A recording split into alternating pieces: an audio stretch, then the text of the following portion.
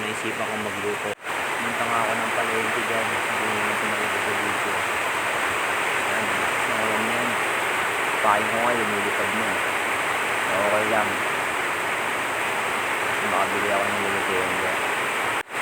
Medyo mga balang nila. Bili nga lang ako ng bang. Iwasan ko na din. Pati nasakapan ko nga lang yun ng talong. Iniwa ko na nga rin yung mga aromatics natin dyan. Ito na. Mga pampalasang gagamitin natin. So, nilagay ko na yung paminta. Inuna ko na pala yung sibuyas, luya at bawang at sili kanina. Hindi ko na lang pinakita sa video. Nilagay ko na yung laulaya. Sinunod ko na rin yung magic. Pampalasa din yan. Pero konti lang. Siyempre.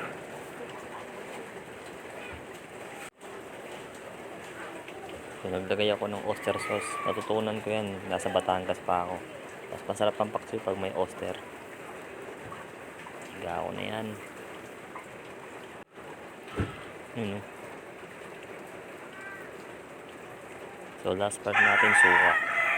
Siyempre, hindi mawawalan suka pag nasa paksiw. Then mama, start na natin lutuin yan. Yun, no? So pinapakuluan ko na nga. Yun ang kulay niya. Goods yan.